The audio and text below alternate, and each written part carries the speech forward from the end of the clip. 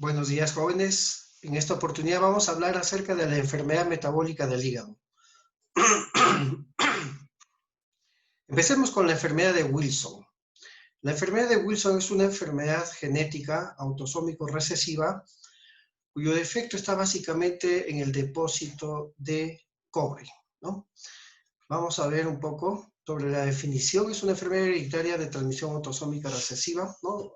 Donde hay una deficiencia en la excreción del cobre, por eso se almacena a nivel de estos órganos: hígado, cerebro, riñón y córnea.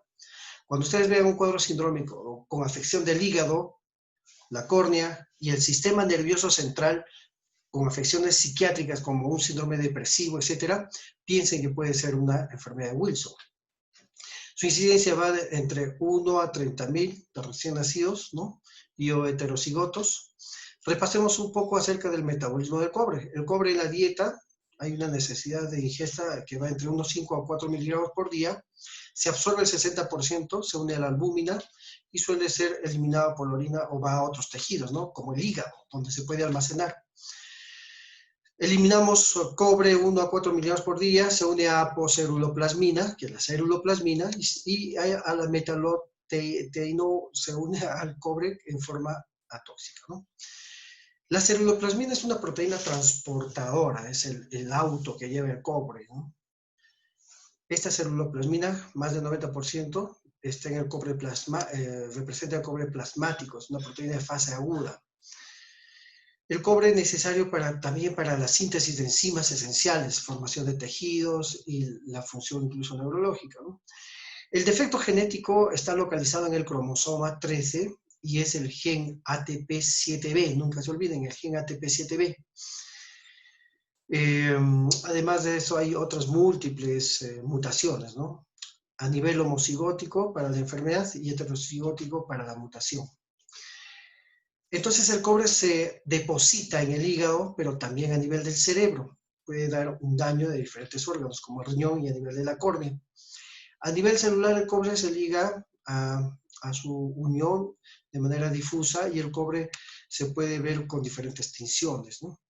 Histológicamente puede haber un hígado con esteatosis, inclusiones de glucógeno, fibrosis periportal o llegar incluso a la cirrosis hepática.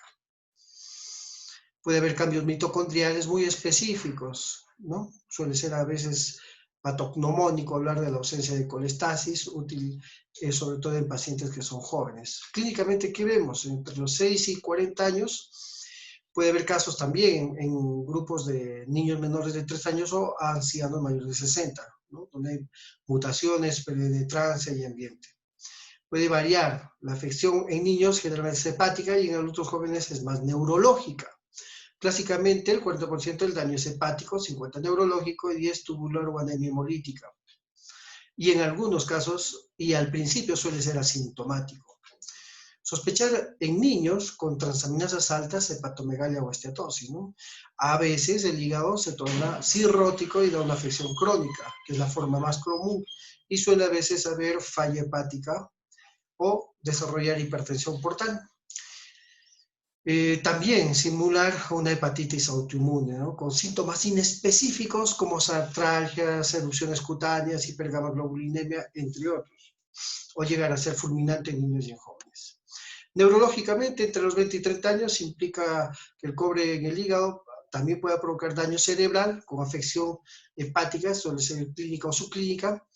Estos pacientes suelen tener los anillos de Kegel-Fleischer a nivel del iris, ¿no? Que vamos a detallar más adelante, un 95% de casos, o neurológicamente puede haber trastornos como temblor, falta de coordinación, distonías, disartria, alteraciones de la marcha, disfagia y a veces síndromes psiquiátricos como síndrome depresivo, que es lo más frecuente, ¿no? A veces hay psicosis o estados de esquizofrenia. A nivel del ojo, les había mencionado estos depósitos de cobre a nivel de la córnea, que son los anillos de Kegel-Fleischer, y se debe de evaluar en lámpara de hendidura. No se olviden de los anillos de Kegel-Fleischer. Suele haber anemia hemolítica Kuhns negativo, nefropatías como también síndrome de Fanconi, nefrolitiasis, las litiasis en las vías urinarias, artrosis cardíacas, miocardiopatías, hipoparatiroidismo, amenorrea, pancreatitis, hepatocarcinoma, cuando la cirrosis desarrolla un tumor, ¿no? Siempre hay que evaluar para la clínica, para el diagnóstico, la evaluación clínica es muy importante, ver si hay una hepatopatía asociada a un anillo de Kegel-Fleischer, con ceruloplasmina disminuida y si hay o no afección neurológica. A cualquier edad, pensar en una enfermedad de Wilson cuando no ves y no detectas la causa más frecuente de daño hepático. Y más aún si se asocia a un defecto neurológico, como el tipo psiquiátrico en personas jóvenes, ¿no? Con síndrome depresivo, psicosis o esquizofrenia. Si ven los anillos de Kaiser y Fleischer a nivel de la córnea por lámpara de hendidura, con afección hepática crónica como cirrosis, etc. En los datos analíticos debo buscar la ceruloplasmina, suele estar disminuida, el cobre sérico, el cobre urinario, el sérico disminuido y el cobre urinario suele estar aumentado, ¿no? El cobre hepático en una biopsia hepática suele estar también aumentada. 80-90% de casos de enfermedad de Wilson tienen ceruloplasmina baja, menos de 20. Si hay clínica compatible con anillos de Kegel-Fleischer, ya es definitivo el diagnóstico, ¿no? Siempre hay que complementar con el cobre urinario, que nos da un mejor valor predictivo positivo. El cobre sérico, ¿ya? Es igual al cobre libre con el cobre unido a ceruloplasmina. Suele estar disminuido, ¿no? El cobre urinario suele estar mayor a 100 microgramos por día, pero hay falsos negativos en algunos pacientes con cupruria elevada por hepatopatías de algún otro tipo. Puedes provocar que se elimine el cobre en orina, ¿no? Dando penicilamina 500 miligramos y observas el cobre urinario. O puedes biopsiar el hígado, ¿ya? Evalúas la gravedad del hígado, si hay un grado de cirrosis, y cuantificar el cobre a ese nivel. Si observas que hay 250 miligramos por grado de peso de cobre hepático, ya pues patrón de oro, este es una enfermedad de Wilson. Y otras formas radioactivas y de estudio, ¿no? ¿Cuál es el tratamiento? Siempre medidas generales, manejo de la dieta para conseguir una evolución favorable. Esta dieta no hay evidencia de que sea necesaria, pero evitar los alimentos que sean ricos en cobres, como mariscos, hígado, nueces, chocolates, entre otros. La D-penicilamina es el fármaco de primera elección, aumenta la excreción urinaria de cobre, entonces si tienes mucho cobre, lo eliminas, ¿no? Hay que ver las reacciones de hipersensibilidad, fiebre, erupciones, sintomáticos. En ese caso, la D-penicilamina puede provocar trombopenia, leucopenia, etc. O reacciones cutáneas como acantosis nírica, elastosis serpiginosas, ¿no? Entonces, de segunda línea puedes utilizar trientina, menos potente que la D-penicilamina, aumenta la excreción urinaria, pero tiene también menos toxicidad. Además, debes asociar al zinc, ¿no? Activa síntesis del metabolismo del cobre, disminuye la absorción intestinal y sus efectos adversos podría provocar gastritis, ¿no? Otra alternativa es el tetratriomolibdato, que es un quelante potente, ¿no? El trasplante hepático suele indicarse cuando hay hepatitis fulminante, que tiene un MELS elevado, una insuficiencia hepática aguda con abandono del tratamiento o una cirrosis descompensada. También enfermedades neurológicas severas, hay poca experiencia, pero también se debe ver si el donante es compatible.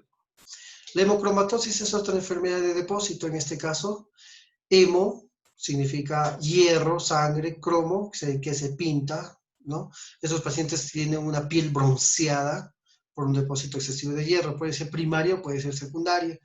Genéticamente hay un defecto a nivel del gen HFE, del cromosoma 6, ¿no? Y además una alteración de la mutación de la transferrina o de la hepcidina, ¿no? Y de forma secundaria vamos a encontrar, por ejemplo, mucho hierro en la sangre cuando se transfunde mucha sangre, ¿no? Es lo más frecuente, la politransfusión de sangre. O anemias hemolíticas de cualquier tipo, por talasemia, eritropoyesis ineficaz, o de repente también esferocitosis, cualquier destrucción del glóbulo rojo puede elevar el hierro sanguíneo. Hepatitis virales, hepatopatías alcohólicas, esteatosis y muchas otras causas pueden provocar hemocromatosis secundarias. La más frecuentes son las hereditarias, ¿no? Las clásicas, ¿no? Ahí tenemos, por ejemplo, por defecto o mutaciones en el C282I, ya, pero principalmente puede relacionarse al gen del HF. Ahorita vamos a observar esto, ¿no? Edad media de presentación, 40-50 años. Suele haber fatiga, malestar, artralgias. En el hígado, alteraciones de las enzimas, hipertrofia, cirrosis o desarrollar la cirrosis, hepatocarcinoma. Puede haber hipogonadismo. En el corazón, algo muy frecuente, arritmias cardíacas. Enfermedades articulares también, artritis destructivas o pigmentación de la piel. Estos pacientes vienen con hemocromatosis, ¿ya? Con una piel bien bronceada, característica. Muy bien. La hepcidina es una proteína, ¿no?, que está relacionada al metabolismo del hierro.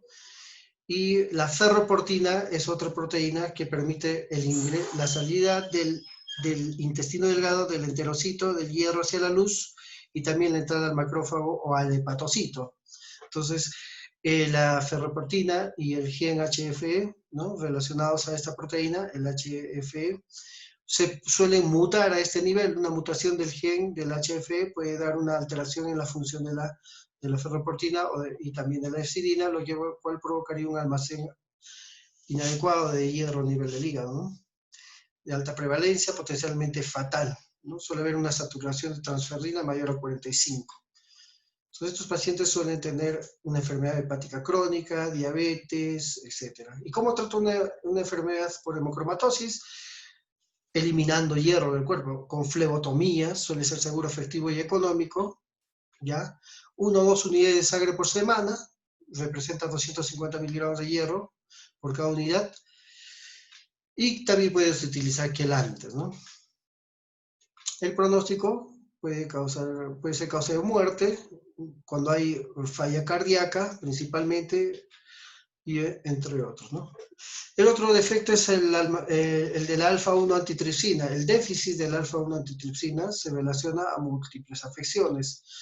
Hay que acercarse al diagnóstico, sobre todo cuando ves una afección pulmonar, EPOG, un hígado afectado, ¿no? Y veamos acá, por ejemplo, cuándo es severo y en quién sospechar de deficiencia de alfa-1 antitripsina. Cuando inicio el EPOG es antes de los 50 años. EPOG sin historia de tabaquismo, pacientes que no fuman y tienen afección pulmonar tipo EPOG. Antecedentes familiares de EPOG antes de los 50. Vasculitis, ANCA-C, enfermedades hepática crónica como hepatocarcinoma, adultos asmáticos jóvenes con pobre respuesta a la terapia. También pacientes con bulias enfisematosas, predominantemente, ¿no? Ahí vemos un pulmón enfisematoso con bulas basales, estas cavidades, ¿no? Y hoy en una tomografía, vean ustedes un enfisema, un atrapamiento de aire a ese nivel, en un paciente con deficiencia de alfa-1 antitripsina, ¿no? De igual manera, a este nivel, observamos entonces la concentración sérica del alfa-1 antitripsina, no hay déficit en algunos casos, normal, menos de 35, déficit grave, 35-80, moderado a leve. Vamos a ver el gen alterado, es el ZZ, el genotipo ZZ, ¿no? ¿Y cuál es el tratamiento? Dar alfa-1 antitripsina. Objetivo, preservar la función pulmonar, reducir el número de exacerbaciones y reducir la mortalidad. Dejar de fumar, naturalmente, ¿no? Estos pacientes requieren terapia con aumento a largo plazo de la alfa-1 antitripsina humana, mantienen una concentración sérica que los protege de 80 miligramos al día, permite reducir el desequilibrio. Muy bien, como pueden ver, los defectos a nivel del hígado son muy frecuentes. Para nuestro medio son raros, más en zonas europeas y caucásicas o de otra índole, ¿no? Muy bien.